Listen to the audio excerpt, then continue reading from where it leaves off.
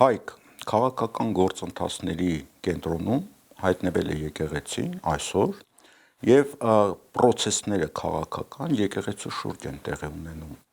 Սա ոչ միայն ներքաղաքական գործընթաց է, այլ ակնհայտորեն սա ունի նաեւ աշխարհաքաղաքական նշանակություն։ Եվ պատահական չի, որ տարբեր աշխարհաքաղաքական կենտրոնները շատ ուշադիր հետևում են այս գործընթացին։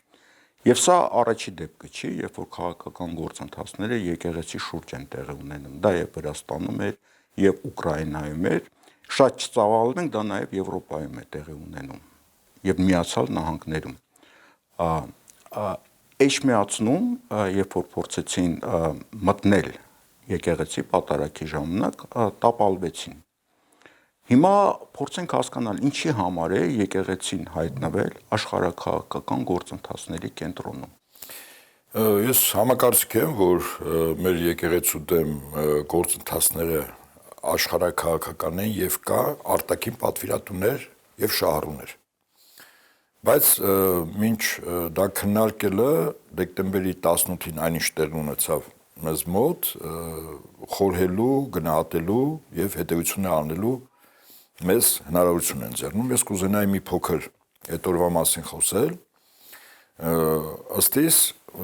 այն ինչ որ իշխանությունները կազմակերպեցին, օգտագործելով ուժային կառույցների հնարավորությունները,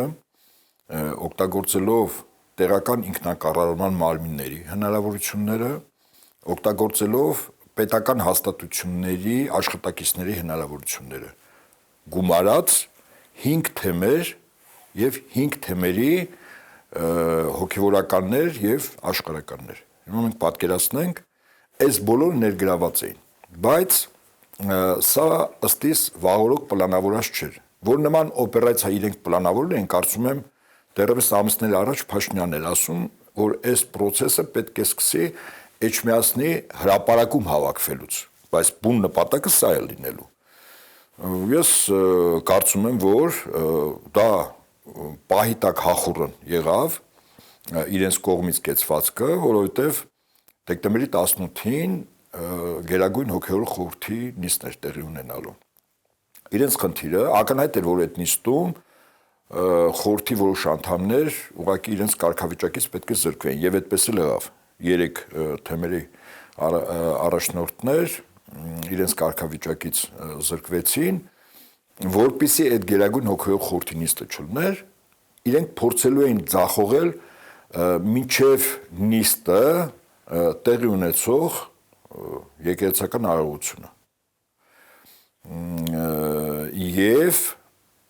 ինչպես իրենք կազմակերպեցին։ Ուրեմն խնդիրը դրված էր հետևյալը ըստ իս։ Տաճարում, որտեղ գնում էր պատարագը, այնտեղ պետք է գոնե առնվազն 1/3-ը լինեին իշխանությունների կողմից հավաքված, այդ թվում նաև 5 թեմերից աշխարհականներ, հոգևորականներ, գոնե նվազագույնը 1/3-ը, որոնք պետք է ապահովեին հնարավորություն եւ տարածք, որ 10 ուխտադրուժ եւ դավաճան եպիսկոպոսներ եւ արքեպիսկոպոսները իրենք մտնեին տաճար արարողության ժամանակ, որտեղ վեհափար հայրապետը նստած էր եւ գնում էր արարողություն։ Իրենք պետք է մտնեին, ձախողեին, խանգարեին, ես չգիտեմ ներս մտնելուց հետո ինչ անկանխատեսելի գործողություններ կլներ այդ քաշքշելու ընթացքում, այդ թվում նաև ես չեմ բացառում, որ բռնություն վեհափար հայրապետի նկատմամբ եւ հետո բռնության որպես հետևանք մենք չգիտենք նույնիսկ ինչ կարող էր տեղի ունենալ։ Հիմա քանի որ իրենք, այսպես ասենք, 1-2 օրվա ընթացքում էին դա կազմակերպել, ուրեմն իրենց կազմակերպված գործողությունը անելու համար ոստիկանությունը 3 շարքով երկկողմանի շերտ էր ապահովել տաճարի ուրեմն մուտքից մինչև մոտ 15-20 մետր հեռավորության վրա, որտեղ այդ 10 անձը բարձրաշան հոգևորականները հանգիստ առանց որևէ մեկի խոչընդոտի, նկատի ունեմ այն համախոհներին, այն մեր եկեղեցու նվիրալ եւ հավատավոր զավակներին, որ չպետք է խոչընդոտեն, ոստիկանության պատի իմաստը դա էր, հա։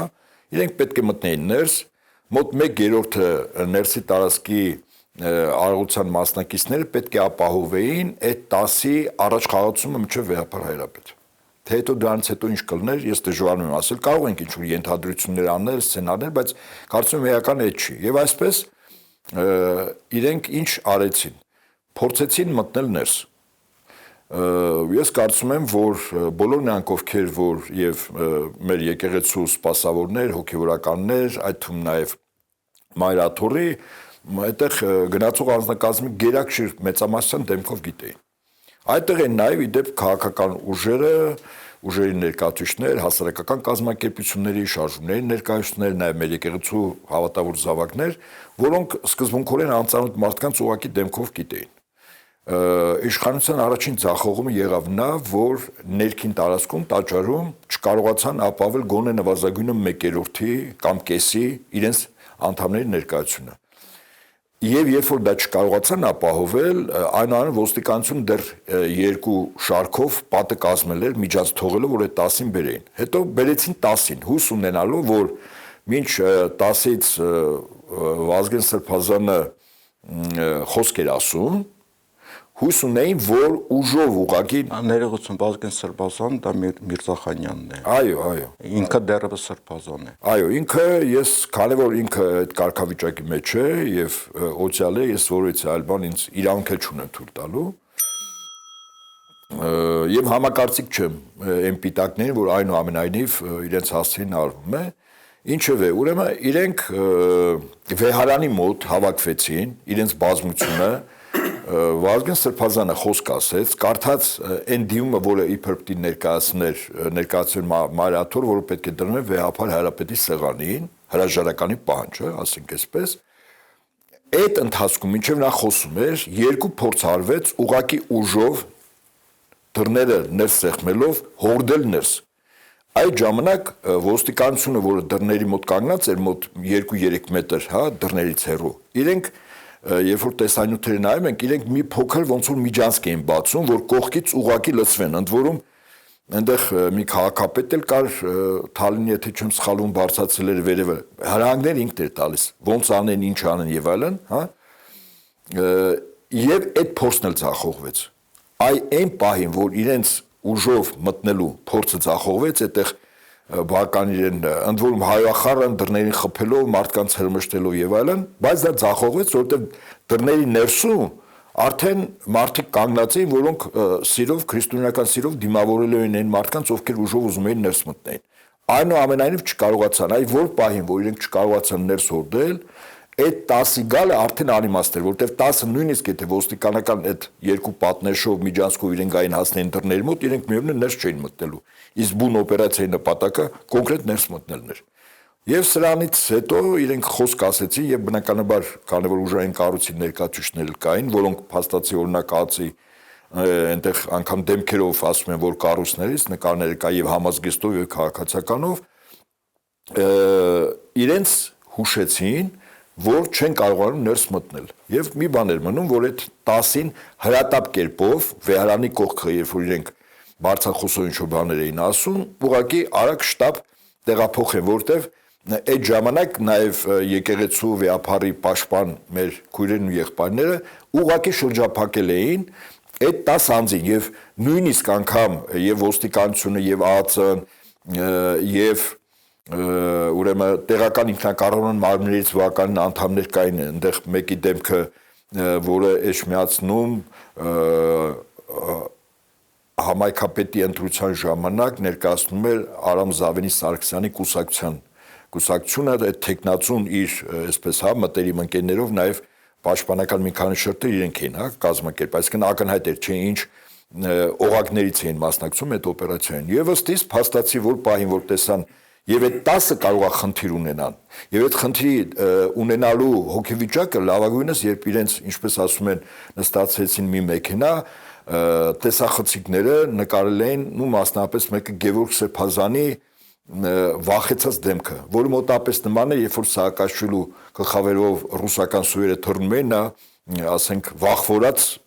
ինչ վիճակում էր ինչ հոգեվիճակում էր Գևորգ գետնին էր պարկել հա բայց Գևորգ Սրբազանը ուղակի տեղերի պարկելու տեղ չկա որտեղ արդեն մեքենայի մեջ էր բայց տեսախցիկները խոշորացած որ պահել էին դեմքի վրա ասում եմ այդ վախը ուղակի այդ մարդուց հորդում էր դուրս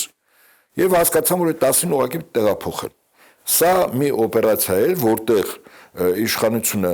փաստացի փայլուն կերպով ցախողում կրեց, այն ինչ որ մտադրել էր բացարձակապես ոչինչ չարել,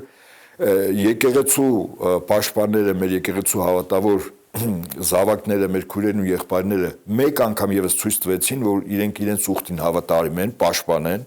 եւ եկեղեցուն եւ վեհապար հայրապետին։ Եվ ամենակարևորը մի դիտարկում ուղղակի, սա շատ կարևոր է, ուրեմն 5 թեմերի առաջնորդներ էին այդ ապստամբների շարքերում։ Պատկերացրեք, Արարատյան հայրապետական թեմը, Երևան քաղաքի բնակչությունը, եթե եկեղեցու զավակը, այդ եկեղեցու թեմի տարբեր եկեղեցիների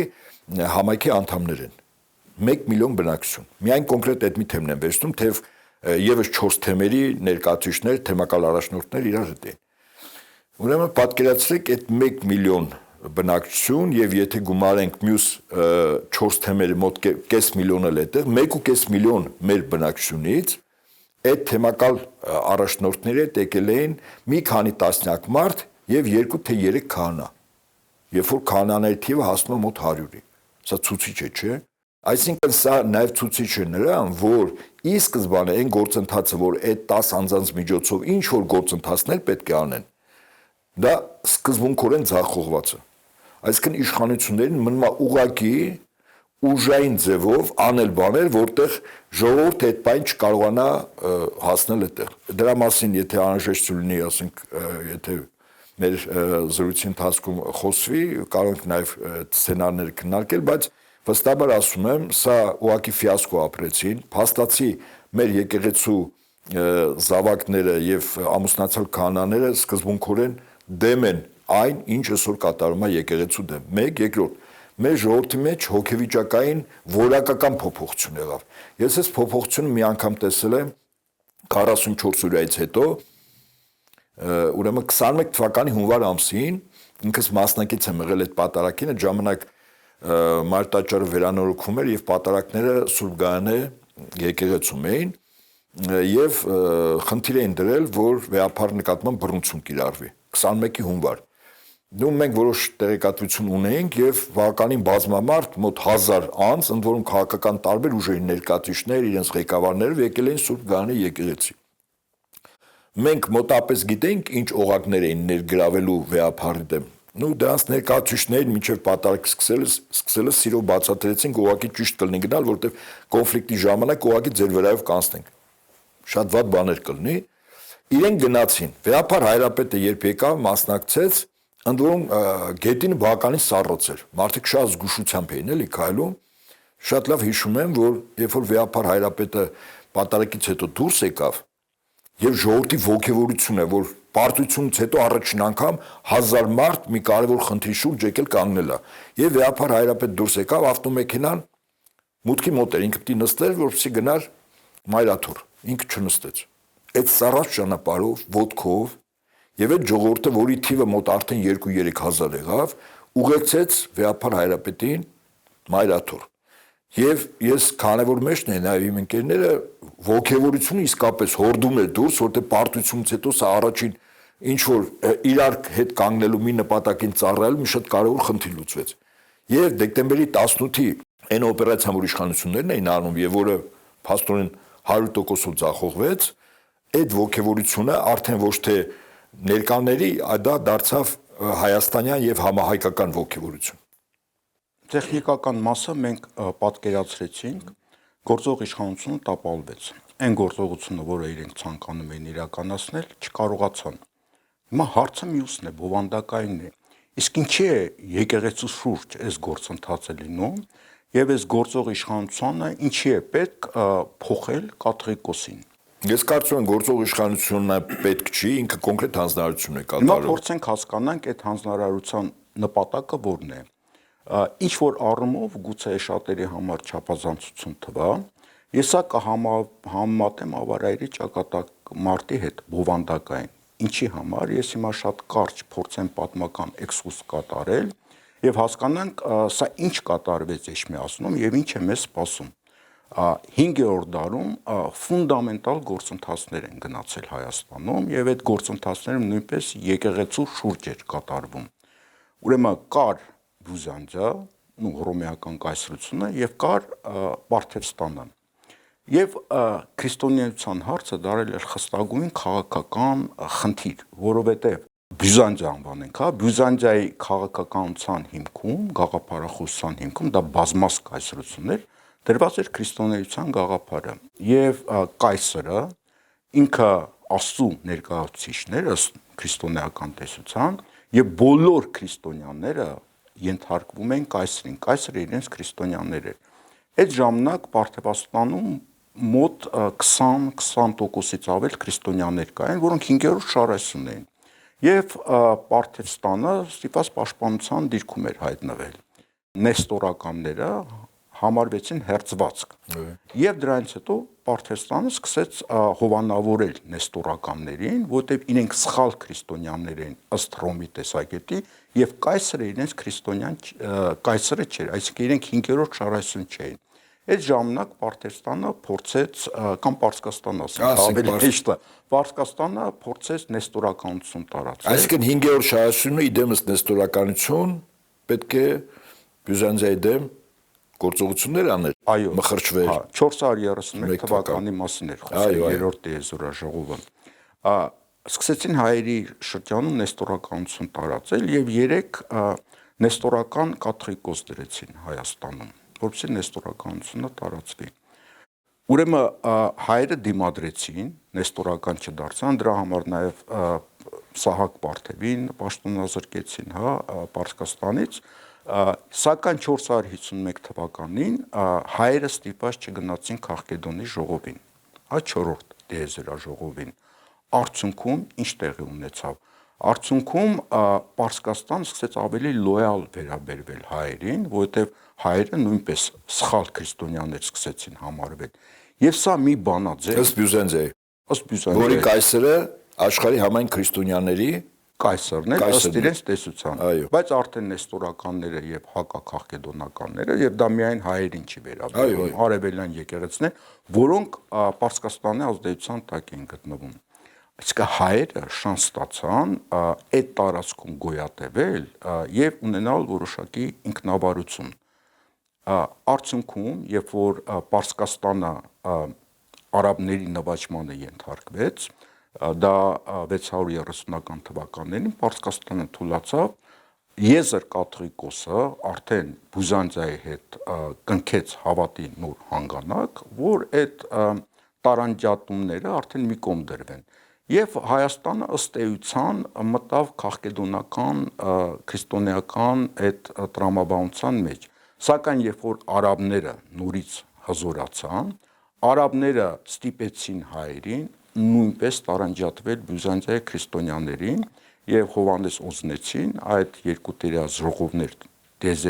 ժողովներ եկեղեցական եղան, որի արդյունքում Հայաստանը արդեն ամրապնդեց իր եկեղեցական ինքնուրույնությունը։ Հետևանքով օսմանցիները հայերին ավելի լոյալ են վերաբերվում, հայկական միլետ ստեղծվեց, կաթոլիկ միլետ չստեղծվեց, հետագայում նույնը մոնղոլները, դրանից առաջ մոնղոլները եւ հետո օսմանցիները մեզ լոյալ են վերաբերվում, որը մի բանաձև եղավ, որպեսզի հայերը կարողանան պահպանվել։ Ես կարծում եմ, եթե նման որոշում չլիներ, հայերը որպես ժողովուրդ արդեն լքել են պատմության թատերաբեմ։ Ինչպես շատ ժողովուրդներ։ Մեծ կայսրություններ, հզոր կայսրություններ, բայց երբ որ ռուսական կայսրությունը եկավ այս տարածաշրջան,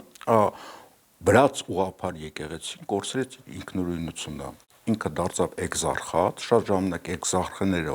ռուսներ են, ռուս եկեղեցու հետևորդներ են, բայց հայկական եկեղեցին պահպանեց իր կաթողիկոսությունը եւ այնտեղ հայկական դպրոցներ են, հայկական գիրներ զարգանում, հայկական մշակույթներ զարգանում, այսինքն այդ բանաձևը թույլ տվեց, որ հայերը նույնպես կարողանան շարունակել իրենց որոշակի ինքնուրույնությունը։ Այս ամենը ես ինչի համար ասեցի։ Այս ամենը ես ասեցի, որպեսզի մենք գանք այսօրվան։ Ինչ է կատարվում։ Պարզ է, չէ, որ Հայաստանում աշխարհաքաղաքական գործընթաց է գնում եւ աշխարհաքաղաքական վեկտորների փոփոխության խնդիր է դրված։ Եվ եկեղեցու շուրջ այս զարգացումները շատ նմանվում են Վրաստանում ժամանակին տեղի ունեցած գործընթացին, երբ որ Վրաց ուղղափառ եկեղեցին կարևոր դեր կատարեց, որ Սաակաշվիլին կորցրեց իշխանությունը, դա դաս եղավ, որ եկեղեցու դերը շատ ուժեղ է։ Ուկրաինայում այդ գործընթացները եղավ Տոմոսի, երբ որ Ուկրաինան ռուսական եկեղեցուց փոկեցին, եւ հիմա ըստ էության այն հայտարարությունները, որ անում է Հայաստանի գործող վարչապետը, սա դավանափոխության հայտարարություններ են։ Ես ամբողջովին կրկին անգամ կիսում եմ քո գնահատականը, Ուկրաինան մեզ համար այս բանի լավագույն ցուցիչն է։ Եվ այսպես Ուկրաինայում կար ուկրաինական ուղղափառ եկեղեցի։ Հիմա շատ հետաքրքիր է, անվանումը, եթե ռուսերեն ասենք, ուսը ավելի ընկալնի Ուկրաինսկая православная церковь։ Հիմա ստեղծել են մասնատելով եկեղեցին եւ մտցնելով Կոստանդնապոլսի պատրիարքի իշխանության ներքո, որ ազգությամբ փույն է, Թուրքիայի քաղաքացի, Թուրքիայում ծնված մեծացած, տարբեր աղբյուրներ ասում են արտաքին հետախուզության սպա եղել, բայց գնդապետի կոչումը, հիմա փոխել են անվանումը եւ կոչվում է Православная церковь Ուկրաինի։ Ուրեմն այս նոր եկեղեցու մեխը ոչ թե ուղղափառությունն է, ոչ թե եկեղեցիներն են, այլ Ուկրաինա բառն է։ Հիմա եթե հասկանանք, այսինքն ուղղափառ եկեղեցիները ինչպես են մասնատելու, սա արդեն մի մեխանիզմ է դրած։ Ընդ որում բոլոր են եկեղեցիները, որոնք նաև միայն այդ պետության տարածքում չեն եւ ունեն թեմեր այլ երկրների տարածքում, եթե խնդիր է դրված թուլացնել ուղղափառություն, այսինքն թիրախը սկզբունքորեն ուղղափառություն, ես կասեմ ինչի համար, ուրեմն այդ եկեղեցին պետք է մասնատել եւ ստեղծել կոնկրետ այդ պետության տարածքում մի եկեղեցի այդ պետության անվանումով։ Ընդ որում սրա մասին եւ դու եւ ես բազմիցս խոսել ենք, որ Փաշինյանի տերերի նպատակը Հայաստանում ստեղծել մի եկեղեցի, որի առաջին բառը լինի Հայաստանը։ Իրական Հայաստանի եկեղեցի։ Իրական, ասենք իրականը այսպես, հա, իրական բառը այստեղ այդքան կարևոր չի։ Կարևոր Հայաստան բառն է։ 1. Ուրեմն Հայաստանի եկեղեցի, թե այդ երկու բառի մեջտեղը ինչ բառ կդնեն, առաքելական դնեն, ուղղափառ կդնեն, դա էական չի։ Կարևորը բանալի բառը մեխը Հայաստանն է։ Ուրեմն սա առաջին։ Ընդ որում այդ եկեղեցու թեմերը պետք է լինեն միայն Հայաստանի Հանրապետության տարածքում գործող այս պահին 12 թեմերը։ Եվ որը փաստացի ես չեմ բացառում, տեսականորեն նայենք որպես սցենար, եթե այդ պրոյեկտը, որը արևմուտքից է գալիս վստահաբար, եթե հաջողվի, ապա Հայաստանի այդ նոր եկեղեցին, որը կունենա նշանակովի կաթողիկոս, բնականաբար արևմուտքի կողմից տեղի վարչակազմի հովանավորությամբ, ինքը արդեն պետք է ենթարկվի այն նույն կառույցին, ինչ ենթարկվեց ուկրաինական ուղղափառ եկեղեցին, երբ որ մասնատեցին եւ սարքեցին Ուկրաինայի ուղղափառ եկեղեցի, ասենք Կոստանդնապոլսի պատրիարքին։ Նույն process-ը հիմա են անում։ Եվ պատական չի, որ այդ բանալի բառը, որը սկզբունքորեն Հայաստանի հետ առնչվում, ընդ որում տարբեր աղբյուրներ, այդ թվում նաեւ իշխանական, այսպիսի տեղեկատվական մի արտահոսք են բաց թողում, ընդ որում դա արդեն ամիսներ շարունակ արվում, որ նոր սահմանադրությամբ, ես մեզ լսողների ուշադրությունը հրավիրում եմ իմ այս մտքին, նոր սահմանությամբ Հայաստանը պետք է կոչվի Հայաստանի քրիստոնեական հանրապետություն։ Ուշադրություն դարձրեք։ Այսինքն իրենք միանգամից այն պրոյեկտը, որի խնդիրն է մեր հայաստանյաց առաքելական Սուրբ եկեղեցին մասնատել եւ Հայաստանի տարածքում ստեղծել նոր եկեղեցի,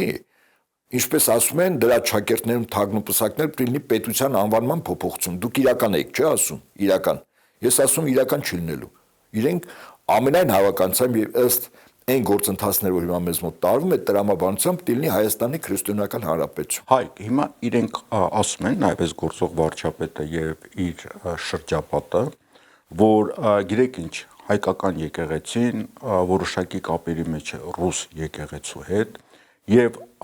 եկեղեցու դեմ այս արշավը Հայաստանի ինքնիշխանության համար է տեղի ունենում։ Եվ փաստորեն հետևանքով մենք կարող ենք ունենալ Ռուսաստանի հայ կաթողիկոսություն կամ պատրիարքություն, Մենք կարող ենք ունենալ Իրանի հայ պատրիարքություն կամ կաթողիկոսություն։ Մենք կարող ենք ունենալ տարբեր երկրներում տարբեր կաթողիկոսություններ եւ այլն, որոնց մի մասը կարող է ընթացքում դառնա կաթոլիկ, կարող է դառնալ, ասենք, բողոքական եկեղեցիների մաս, հա, այսինքն այս ռեֆորմների, ճակերտների շնորհիվ իրենք նախ հայկականությունը որպես քաղաքական երևույթ ոչնչացնում են, երկրորդը սփյուռք հասկացությունը հարվածը նաև սփյուռքին է գնալու, այո։ Եվ թուրքական եւ ադրբեջանական հետազոտական կենտրոններ կան, որոնք ասում են ուղղակիորեն գրել են որպես նպատակ, որ հայերի ազգայնականության հիմքում դա եկեղեցին է եւ սփյուռքն է, եւ որպիսի Հայաստանը դառնան ըստ էության թուրքական աշխարհի մաս, այդ երևույթները եկեղեցի եւ սփյուռք պետք է վերացվեն։ Իսկ սփյուռքի հիմքում դրված է եկեղեցին։ Ուրեմն եկեք այսպես, եկեղեցին գործիքներից մեկն է։ Եթե դուք քանոր Ստեփան սկզբից ասել, որ աշխարհը քաղաքական, հա, ուրեմն տեսանկյունից պետք է նայել, ես ամբողջովին կիսում եմ այդ տեսակետը, եւ եթե աշխարհակականից փաստացի աշխարհակական է, ապա եկեղեցին գործիքներից մեկն է։ Օրինակ, գործիքներից մյուսը տնտեսությունն է։ Գործիքներից մեկը անվտանգությունն է, հա, գործիքներից մյուսը կոմունիկացիաներն են, ճանապարհներն։ Այն որ ակնհայտ է հիմա Ռուսաստանի դեմ հարավի ուղղությամբ ստեղծում է մի բռունցք, հարվածային բռունցք, այդ հարվածային բռունցքի մեջ, եթե նյութական հարթության մեջ դիտենք տնտեսությունը, անվտանգությունը, հա, գործիքակազմերի մասն է, բայց այդ բոլորը կրողները մարդն է։ Ուշադրություն դարձրեք։ Այդ մարդուն դու պիտի բերես ոչ միայն այն շատ պրիմիտիվ, շատ թույլ կերպով, որ ռուսները մեր թշնամիներն են, իրենք ամեն ինչ վատ են անում մեր հանդեպ եւ այլն, որը հաշված րոպեների ընթացքում ցանկացած իրենց կողմից բարձրաձայնած իբր հիմնավորումներ ուղղակի փոշիացվում, հա, հակափաստարկներով։ Այլ պետք է բերեն մոտիվացիոն այն դաշտը, որը բերել էին Ուկրաինայում։ Ուշադրություն դարձրեք, Ուկրաինայում ընդ որում, երբ որ ուկրաինական ուղղափառ եկեղեցիները գրավում էին, այդ գրամանը մասնակցում են նաև տեղի բնակիչները, որոնք համոզված էին, որ այն ինչ որ իրենք անում են, դա ճիշտ է, որտեղ ռուսները իշխում են իրենց եկեղեցում, որ փաստորեն Կրեմլի գործակալներն են այդ քահանաները եւ իրենք ոչնչացնեն։ Հիմա մեզ մոտ ինչ է պատրաստում։ Տեսականորեն նայենք, եթե այդ սցենարը ինչի մասին ես ասում եմ, ստացվում է, ապա դուրս է գալիս փաստացի, որ ոչ միայն Ադրբեջանի Թուրքիայի համար խիստ կարևոր եւ իրենց համար վտանգավոր գործիք սփյուռքը պիտի թուլանա եւ ապագայում ոչնչանա, սրա մասին շատ ենք խոսել, թե ինչու Թուրքիան շահագրգիռ է, որ մեր եկեղեցին թուլանա, որ սփյուռքը թուլանա, որ պանջատետ չլինի, որ հետո ցեղասպանության փոխհատուցման խնդիր չլինի, Ադրբեջանին ինչի համար, հա, եւ այլն։ Բայց այստեղ ամենակարևորը, որ մեր ժողովրդի մոտ ստեղծի մոտիվացիոն դաշտ, որտեղ ռուս ուղղափառ եկեղեցի եւ մեր եկեղեցի ուրեմն բաները, անդամները, հա, զավակները իրար նկատմամբ լինեն թշնամի, շատ կարևոր է, այսինքն մոտիվացիոն դաշտը, որ վաղը հետո այդ մարդը օրինակ զենք վերցնի, կռվի, ասենք ռուսի դեմ Հայաստան, հա, ինքը հանուն ինչի պիտի կռվի, որ ռուսը թշնամի է, դա շատ թույլ է, որտեղ նորից եմ ասում, քարոզչական դաշտում նրանք ովքեր թեզերը տարածում են, իրենք վստահաբար պարտվել են, բայց եւ պատկերացրեք, եթե հանկարծ վերցնում է մի թեզ, այսպես մեր 2000-ամյա իհարկե, ասենք այս անգրագետները 1700 են ասում, եկեղեցին 2000-ամյա, հա, երկու առաքյալների միջոցով է ստեղծել։ Ուրեմն 2000-ամյա եկեղեցին, ռուս ուղղափառ եկեղեցին փորձում են նվաճել, հպատեկեցնել, իսկ մենք էլ քանի որ հավատքի պաշտպաններն ենք, եկեղեցու պաշտպաններն ենք, ուրեմն մեր թշնամին արդեն ռուսը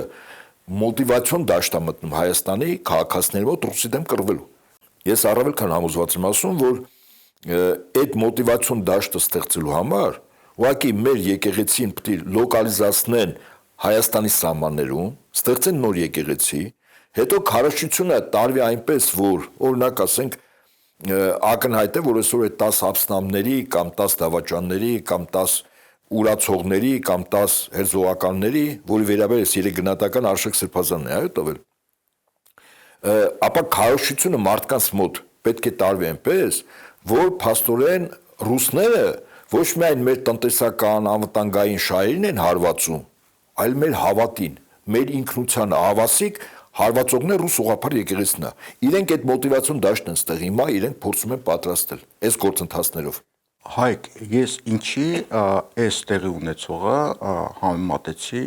5-րդ դարի ավարայրի ճակատամարտի հետ։ Բովանդակային առումով բնական է, որովհետև 5-րդ դարում ձևավորվեց հայերի ինքնության մոդելը։ Ինքնության մոդելու հիմքը դրված է այն, որ մենք ոչ այս եկեղեցին ենք ենթարկվում, ոչ այս, մենք առանձին եկեղեցի ենք, որը հնարավորություններ տալի համակեցության կանոններ ստեղծել հարևան երկրների եւ ժողովուրդների հետ, որոնք մեզ չդիտարկեն որպես թշնամի։ Պարզ է, չէ՞, եթե մենք կաթոլիկ լինեինք, ապա մեզ կդիտարկեն որպես Եվրոպայի շարասյուն եւ պատերազմական գործողությունների ժամանակ մեզ պետք է ոչնչացնեն։ Օսմանյան կայսրությունը, որ Եվրոպայի հետ պատերազմում էր, կամ Պարսկաստանը, կամ Ռուսաստանը, կոնկրետ օրինակ բերեցի։ Երբ որ մենք լինում ենք ինքնուրույն եկեղեցի, ապա մեզ չեն դիտարկում որպես թշնամի շարասյուն։ Մենք ինքնուրույն ենք եւ մեր հարաբերությունները ինքնուրույն են կառուցում։ Սա էր ավարայրի ճակատամարտի մոդելը, որը մինչև հիմա աշխատում է եւ մեզ հնարավորություն է տվել, որ մենք այսօր ունենանք պետություն, Հայաստանի տեսքով։ Հիմա եթե այս մոդելը ջարդվում է, իսկ հիմա նպատակ հենց այդ մոդելը ջարդվում է, մենք արդեն կարող ենք ինչ-որ պահի Ռուսաստանի կողմից որպես թշնամի դիտարկվել, ոնց որ Ուկրաինան։ Մենք կարող ենք Իրանի կողմից թշնամի դիտարկվել, իսկ Իրանի շնորհիվ մենք հիմա այսօր Սյունիքը չենք կորցրել։ X պահին մեզ արդեն թուրքերը կարող են որպես թշնամի դիտարկել, հա։ Սա նշանակում է, որ այս պայքարը, որը հիմա տեղի ունենում, ինքնության համար պայքար է։ Վստահաբար այո, ես համակարծիք եմ ինքնության գոյատևման։ Այստեղ մենք երկու հարված ենք ստանում՝ ինքնության եւ ֆիզիկական գոյության։ Այդ յաթաղանը կամ Դամոկլյան սուրը, որ մեր գլխին կախված է Թուրքիա, Ադրբեջան, ինքնության կողմից էլ արևմուտք։ Իսկ ինչու մենք դիտվենք Ռուսաստանի համար որպես 5-րդ շարասյուն, նաեւ Իրանի համար։ Ես դեռ ուղղափառ, այո, Իրանի համար, բայց այս պարագայում Ռուսաստանի համար, որովհետև այդ միտքը բարբերաբար եւ ես եմ ասել, եւ դու ես ասել, եւ կարծում շատ կարեւոր է, որ վերջին հաշվով պետությունների հարաբերություններում, երբ իրենց ուժային կոմպոնենտը չափվում է իրենց ռազմական հզորությամբ, տնտեսական հզորությամբ, աշխարհագրական դիրքով, հա, ընդերքով, սրանք հզորության մի շարք 7-8 չափորոշիչ կա, էլի բանաձևված է հաստատ։ Հիմա առաջանում է այդ բանաձևի մեջ հզորության եւս մի գործիք, որի անունն է եկեղեցի։ Խոսքս քրիստոնյա աշխարհի մասն է, հա, քրիստոնյա պետությունների մասն է։ Ինչու՞։ Որովհետև ֆրանսիական մեծ հեղափոխությունը, որը, ինչպես ասում եմ, վերջ դրեց քրիստոնյա պետություններում մարդկանց արժեքային համակարգի, ինքնության, աշխարհճանաչողության, աշխարհընկալման ուրեմն մոդելը պատվիրաներն էր, հա, եւ այդ պատվիրանների վրա էր եւ պետության ներսում միջանձնային հարաբերությունները կազմակերպում եւ պետությունների միջպետական հարաբերություններում։ Ֆրանսիական մեծ հեղափոխությունը մտցրեց բազմատիվիզմեր, որտեղ մարդիկ էին գրում արդեն թե ինչ հարաբերություն ունենա, որն է լավ, որն է վատ, հա։ Վերջին լիբերալիզմն էր, իսկ լիբերալիզմի մայրամուտը ակնհայտ է, դա վերջանում է, բա այդ դեպքում քրիստոնյա պետությունների մեջ ո՞րն է լինելու այն անկյունակարը, որի վրա կառուցվելու այդ պետության ներսում քաղաքացիների հարաբերությունները եւ հետո քրիստոնյա պետությունների միջպետական հարաբերությունները։ Դա եկեղեցին է լինել, այսինքն քրիստոնեություն, վերադարձ կրկին քրիստոնեություն եւ քրիստոնեության պահապան, պաշտպան, քարոզիչ եւ այլն, դա ինստիտուտը եկեղեցին է։ Եվ քանի որ ըստիս ես առավել քան համոզված ասեմ, արդեն կա դաշինք կնքած Վատիկանի անգլիկան եկեղեցուն, որ մեզ վերջերս անգլիկան եկեղեցու գլուխը Կարլ III-ը փաստորեն կարգավիճակ ստացավ Վատիկանում 500 տարվա այսպես բաժանումից հետո աթոռ ունի եւ հարաբերություններ հաշվառնելով Հռոմի Պապը Միացյալ Նահանգների կողմից կամ ասենք այսպես հարկիստ գնահատական մեկ ուզում է ասել որ Միացյալ Նահանգների կողմից նշանակված թեև սխալված չեմ ասել նշանակված բայց այդտեղի կաթոլիկ եկեղեցու հա ներկայացուցիչն է եթե դրանից գումարենք Միացյալ Նահանգներում ավետարանական կամ բողոքական ուղղությունների 3-4 ուղղություններ որ էլ Միացյալ Նահանգների աշխարհիկ իշխանությունների այս կամ այն չափով ներքո են կամ համագործակցությամբ, ստացվում է հիմա քրիստոնյա աշխարհում արդեն կա մի դաշինք ռեալ։ Դա Միացյալ Նահանգների ավետարանականները, Վատիկանը, Անգլիկան եկեղեցին, ընդդեմ ում, այսինքն քրիստոնյա պետությունների իդեմս Միացյալ Նահանգների, որը ավանգարդում է որպես, ասենք այսօր միակ գերտերություն այս պահին, այդ եկեղեցի ինստիտուտի տերությունները պլին Միացյալ Նահանգները, ով է խանգարում ուղղափառ աշխարհը։ Հիմա եւ իրականում ուղղափառ աշխարհը իրենք սյուներին են խփում, կարևորագույն այդ թուն սյուներից մեկը մեր եկեղեցուն։ Այսինքն մեր եկեղեցին մասնատել, մեր եկեղեցու ներսում ստեղծել մի միավոր, որը պիտի ենթարկվի ոչ հայաստանյաց առաքելական եկեղեցու հոգևոր առաջնորդին, այլ ասենք ենթարկվի ինչպես Ուկրաինայի եկեղեցին, ուղղափառ եկեղեցին հիմա ենթարկվում է Թուրքիային, այսպես ասենք, Թուրքիա Կոստանդնուպոլսի այդ հայտնի պատրիարքին, հա։ Նույն բան էստեղ են անում եւ հիմա լրջագույն պայքար է գնում աշխարհում ուղղափառության դեմ եւ աշճանաբար բեկորներ են փոկում, այսպես կարևոր սյուներ։ Իդեպ ասեմ ձեզ շատ ոչ տարօրինակ կերպով Վրաստանում ընդդիմության հովանավոր ուժերը եվրոպական երկրներն են, Եվրամիությունը եւ արդեն ընդդիմության շարքերում կան ամուսնացել քահանաներ, որքանից տեղակ են մի քանի քահանա 4-3, որոնք ուղղակի Վրաստանի ուղղափառ եկեղեցին փորձում են կառավարման առումով բերել այն նույն վիճակին, ինչ Ուկրաինայի ուղղափառ եկեղեցին է։ Հայկ, մենք շատ կարևոր դաշտ մտանք գաղափարախոսությունների ճգնաժամի եւ նոր գաղափարախոսությունների ծագման դաշտ մտանք, որը չափազանց կարևոր խոսակցություն է, բնականաբար մենք այսօր չենք կարող դրան անդրադառնալ, գուցե ապագայում մենք սրա մասին ավելի մանրամասը խոսենք։ Շնորհակալություն։ Լսել եմ, շնորհակալություն համար։